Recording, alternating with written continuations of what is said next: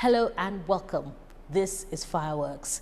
Nigeria is on the precipice and dangerously reaching a tipping point where it may no longer be possible to hold danger at bay. Those were the words of former President Olusegun Obasanjo in one of his famous missives written to President Muhammadu Buhari on the worrying insecurity in the land. Between July 2018 and now, when those words were penned, have things improved, or has Nigeria crossed the tipping point? We'll stretch the argument a bit further today as I welcome you once again to your preferred Hard Talk interview program on TVC. I am Bukola Samuel Wemimo. Let's take a moment. Thank you for joining us on today's edition of Fireworks. My guest today is the lawmaker at the House of Representatives representing Akoko Southeast Southwest Federal Constituency, Honorable Ade Adeogun. Welcome to the program. Good to meet you. Yeah, it's glad to have you on the program. Thank you. So, President Muhammadu Buhari recently, while meeting with the International Committee of the Red Cross, he maintained that Boko Haram has been degraded and remnants are bandits, but its members are still a nuisance around the Lake Chad basin and surrounding lands. How do you view this statement by the President? I think it's correct. For you to appreciate what he's saying, you need to understand where we were a few years back and where we are now. We've moved from an insurgency to issues of isolated attacks. We had an insurgency in which Boko Haram had territorial control over quite a number of local government areas in northern Nigeria, northeast Nigeria. But now they're isolated around an area where there's a lot of difficulty because of cross-border issues and all that. It's quite difficult to police such areas. That's what it is. So I think there's been an improvement. Interesting. You say that the president is accurate and that they're bandits. But if they are bandits, do bandits have the capability of attacking and killing soldiers in their hundreds?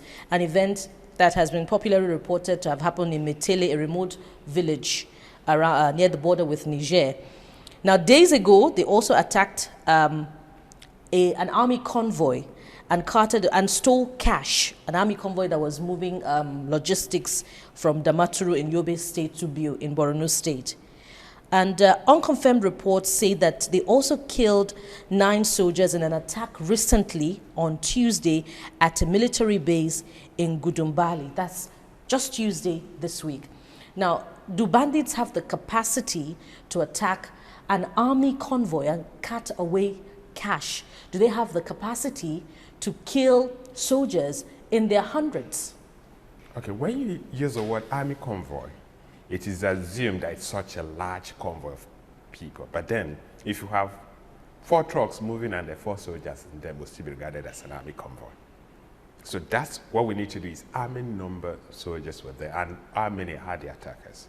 Don't forget that these people were people who are training in the Sahel region, who's been involved in banditry in other parts of Africa, and they're gathering in certain areas for purposes of terrorism. See, there's a de-escalation of their status from insurgents to terrorists. That's a reduction, because if you understand security, the highest level of insecurity will be... But do bandits also have the capacity to attack a military base and steal weapons? A military base that is supposedly impenetrable? Let's just not assume that things are so bad. Now, just assume once we hear there's an attack on the military, you just imagine that they could actually even be escort teams, not necessarily a large team, troop of soldiers who have, let me say, attacking capability. So you insist that bandits have the capacity to attack and kill soldiers to the tune of hundreds? Bandits, if you have 100 bandits attacking 5 soldiers. Now, how has the APC government fared in defeating the problem of insurgency, the Boko Haram challenge? You must understand the fact that there is external involvement in what is happening in the Northeast.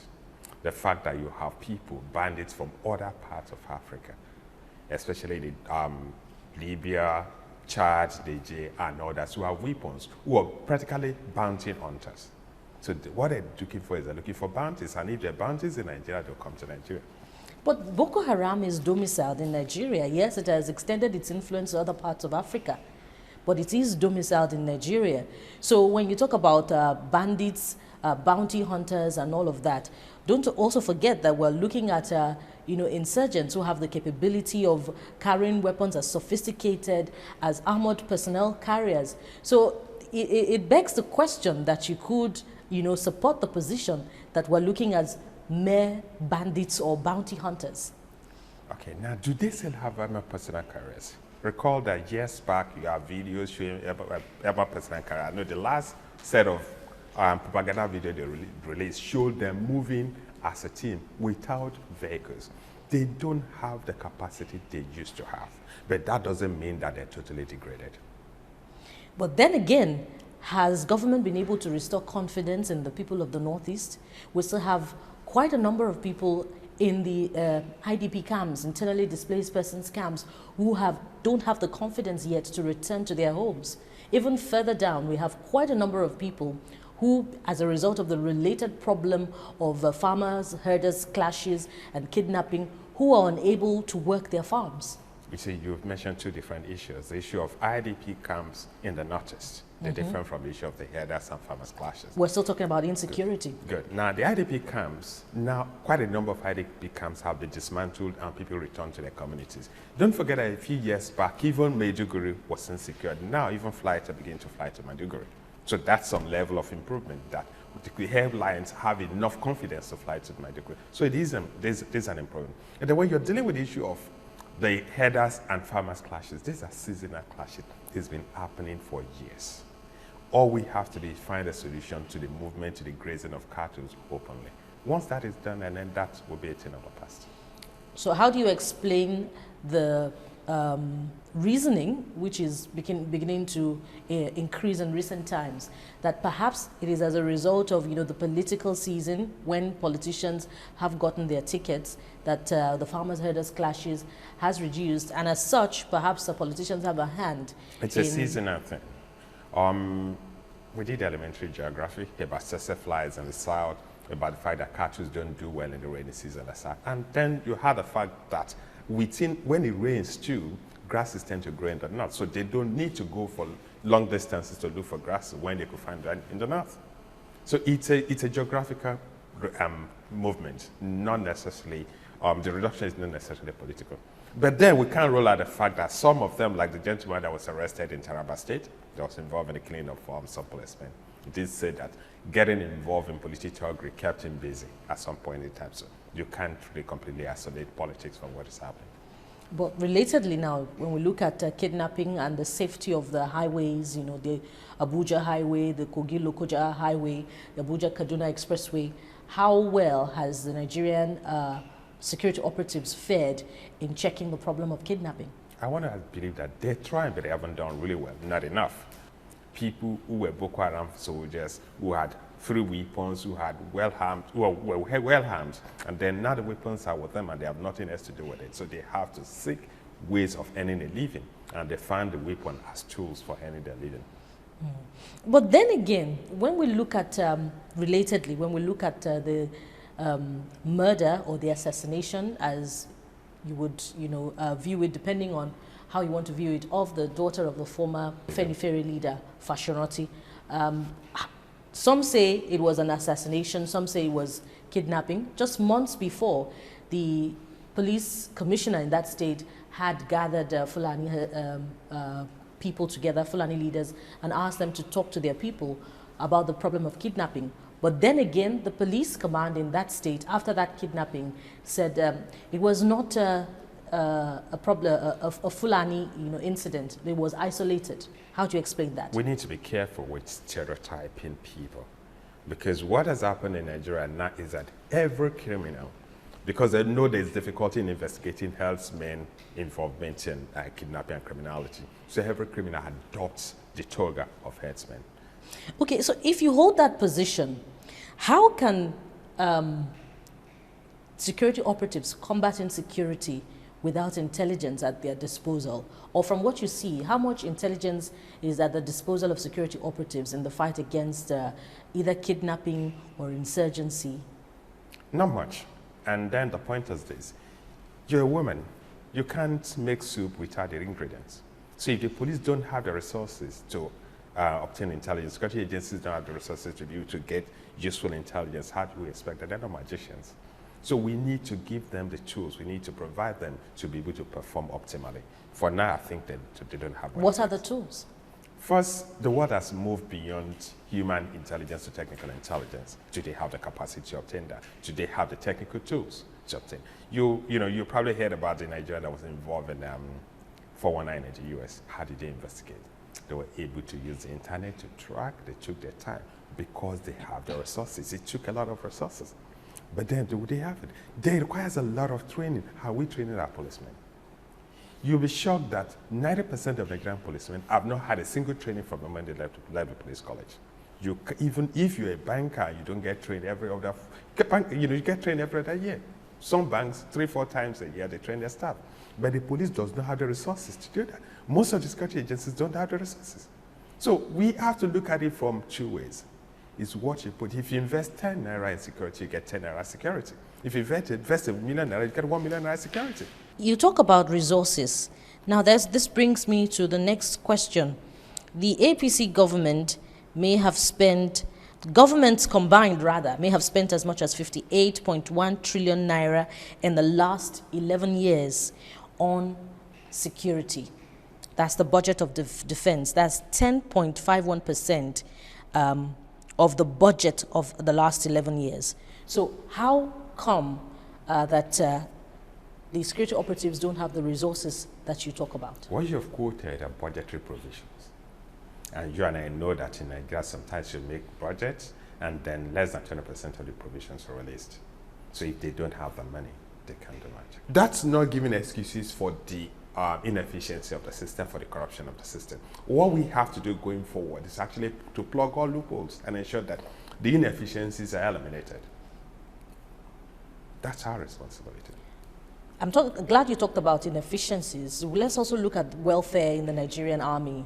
You know, we saw a lot of internet videos where members of the army were abandoning their duty posts as a result of, a lack of welfare and so many other complaints. So doesn't this also speak to the inefficiency in the system that you talk about?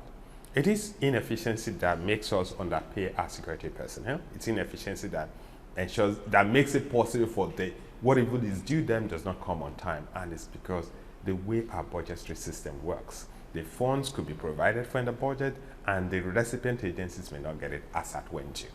But of course, when they start piling up, it becomes a problem. And for military, for security agencies, the morale must be high at all times. Now let's also talk about, the easy access to Nigeria. We'll look at porous borders. How do you fight insecurity when, for instance, you don't know who's accessing or who's easily accessing the country? And then again, there is no database with which, to identify persons of questionable character. Well, you may have shown an issue that I think is germane to our security, the fact that we should have a crime data laboratory. We should have a library of data of all Nigerians. A lot is being done, except that for now, things are being done in piecemeal by different agencies. And I think the 9th Assembly is looking at the possibility of legislation to ensure that all the agencies collaborate to share information, and they will provide just one-stop center where all data is stored. Once that is available, investigation will be much easier, access to information will be easier, collaboration will be much easier, and then exchange of information between even the civil forces and the military forces will be a lot more easier. So you agree that the security operatives are just scratching the surface now in the absence of all this? It's part of our security governance issues in Nigeria. We need to deal with the issue of security sector governance. Okay. You're watching Fireworks. My guest today is Honorable Ade Adeogun. We're looking at insecurity in the land and policy responses of the federal government to it. We're going to continue this conversation after the break with more insight. Stay with us. Thank you for staying tuned to Fireworks. My guest today is Honorable Ade Adeogun, representing Akoko Southeast Southwest Federal Constituency. And our subject matter is insecurity in the land. We've been looking at the policy response to insecurity and, of course, the resources available to the government and, of course, the security operatives to combat insurgency and other shades of criminal activity in the country. Let's take a second look at the allocation to defense. Okay, let's start from 2014. In 2014, 19.51% of the entire appropriation was given to security. That's 968.127 billion naira. In 2015, 388.459 billion naira. In 2016, it was 429.128, and 2017, 465.87 billion naira. And this represents 10.51% of the 58.001 trillion naira appropriated in the past 11 years. That's a lot of money. If we look at it comparatively with the budget of countries like this, which is closest in size to Nigeria, the budget of Ethiopia is less than a quarter of what has been appropriated to security in the past 11 years. That's 4.9 trillion naira in 1 year. So why is such amount of money available to combat insecurity and Nigeria still has the problem that it has? You see, when a country is at a situation of near war, a near war situation, it means that the military will have a lot of consumables. Each time a weapon is fired, every round of ammunition costs money. And the more rounds you fire, the more money you lose. So when you keep doing this and you keep acquiring hardware to strengthen your military, it's going to cost a lot. And you had mentioned Ethiopia earlier. Don't forget that Ethiopia went through a civil war, and Ethiopia actually split into two. Eritrea came out of Ethiopia. At that point in time, Ethiopia was spending tons of money. Entire country budget was going to military hardware. And I think that's the situation we've gone through. And as we solve our insecurity problem, the budget for security will go down. The amount of money that the military expend on consumables will reduce. The reality is, what you're quoting, what you're saying, the figure you're quoting is actually what we say the price we're paying for not having peace. But if this amount has been judiciously spent, why are their eyebrows being raised? Last year, the House of Representatives investigated the release of $1 billion that was meant for the purchase of hardware at the Nigerian army. Well, the House of Representatives had to do their job because it's an oversight. They have oversight function for the military and over all arms of the federal government. So it's an oversight function. It does not necessarily mean that they found that the military has misappropriated a fund or that it hasn't been used judiciously. It's just that they're trying to have an inquest into what really happened with the funds. But then, if questions are being asked, something has gone wrong somewhere. No, you ask questions sometimes to understand what is going on. Okay, we'll wait for that outcome. Now, let's also look at retaining the service chiefs. What's the wisdom in that? Not very wise. Okay. What is done is, the military is it's a place where there's hierarchy, where people expect to grow. And when you have a set of people staying in a place for too long, first, they lose the motivation to perform. Secondly, the people underneath will become disgruntled because those who are waiting to grow and can't grow will become agitated and they may not be able to give their best. So does the argument about viewing the overall security formations and the state of things in the land for the retention of the service chiefs, does it hold water? It's the whole idea is about experience curve, but then that's why it's called the military. So should that section of the Constitution which empowers the president to to retain or to extend their tenure by some amount of time, should it be reviewed for similar situations like this when there is worry about why they're being retained? The provision was made for a state of war, and I do not think we're in a state of war.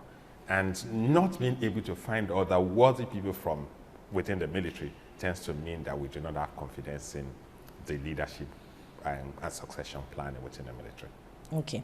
As we coast home gradually, before we exit, let's exit insecurity and go to the politics of Ondo State, where you hail from.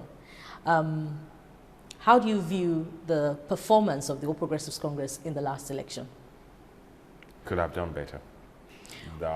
Where you have a divided house, you're bound to actually fail in certain areas. So what's the explanation for the inroads the PDP was able to make in the gains at the House of Representatives? Because the APC was divided, it was fighting against itself. So has that division been addressed so far? Efforts are being made in that regard. I want to believe that before 2020 it would have started. So would you say that there is internal democracy in the All Progressives Congress? Well, perhaps at the Ondo State level. Well, it's evolving. The Ondo State chapter of the party does not control internal democracy. It's at the federal. So if there's a failure, the failure starts from up down. The buck does not stop at Ondo State, stops at the end, at the party secretariat in Abuja. So perhaps mistakes were made maybe 2-3 years back, and the same mistake was being carried over. Where you have people with wounds, until the wounds heal, it will be difficult for the scar to disappear. In that regard, you just won a case at the appeal court, am I correct? Correct. Over your candidacy as the All Progressives Congress candidate that won the ticket by one Adanike, am I correct? Adanike. Yes. So the argument is that his name was not in the list. So yes, you've won that case, but reviewing it now, what's the legitimacy of your candidacy as the APC? Very legitimate. I won the primaries. The party but this man says there were no primaries. You see, the court, I'm going to just give a fraction of what the Court of Appeal said. The man was bounty hunting. He was shopping for a Father Christmas judgment. A man says there were no primaries, at the same time says, look, okay, there were no primaries, make me the candidate. It's like you saying there's no house and say, make me the landlord of a non-existing house. That's what he said. And what was his argument? That there was, in quotes, a gentleman agreement between his local government and my local government for rotation. And so, because of that, it should be the right of his local government to produce a candidate. Unfortunately, party politics does not go on the basis of unwritten agreements. Agreements that were not written, agreements that nobody could come out and say this was the agreement we reached. But then it suited him to make that because he was not serious about action. But the truth is, the person who went to court wasn't a drummer. Someone else was drumming for him. Interesting. So we saw the hand of Esau, but the voice of Jacob. But if the court struck out his own case on technicality... No, it wasn't on technicality. The court struck out his case on two He didn't grounds. file it within the required That's 14 days. But But let's look at the merit of it. No, Were there indeed primaries? The court looked at the merit. Because we went to court, presented the people who contacted the primaries, presented those who took part in the primaries, presented the result of the primaries from the wards to the local government and to the constituency level. We presented in court. He presented nothing before the court. That's why the court stated that he was bounty hunting. He just came to court because he was aggrieved that it did not come to his local government. And in private conversations with him, because we did meet at some point trying to make peace.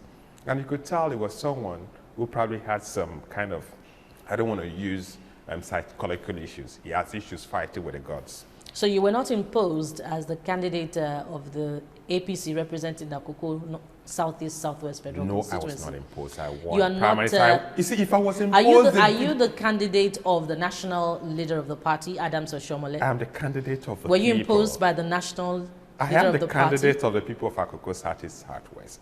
You see, I had the benefit of 3 years to contest an election in which I was the largest singular individual investor.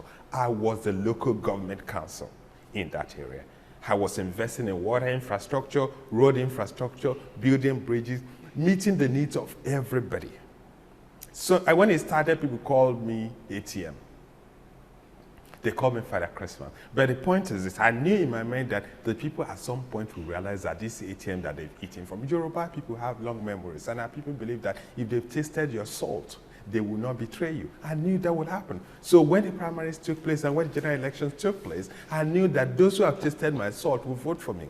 And that was what we had in the election. With all the the crisis between APCs, all attempts within the party to undermine my election, people from other parties came and said, this is the best candidate. And so I won because I was considered the best candidate in the election. Okay, so what will your legislative outlook be like in the next 4 years? First, having to deal with the constituency and actually serving the people. And in a nutshell, I tell you the two problems we face: unemployment, infrastructure. We're not really business oriented, and that's one of the things we need to teach our people to actually realize that apart from government paying job, entrepreneurship is actually the best way to actually earn a living. For economic development, we need to introduce entrepreneurship into our place. We need to deal with that, and then of course deal with the issue of infrastructure in the area. Good infrastructure and good economy will actually help to make the place a better place. Honorable Adeogun, thank you for your time. Thank you very much. And that's our package on the program today. Thank you for watching. And of course, we've gotten a broader view of the problems of insecurity and of course perspectives towards it. We'll promise you another incisive edition of the program. On behalf of the crew, I am Bukola Samuel Wemimo. Bye for now.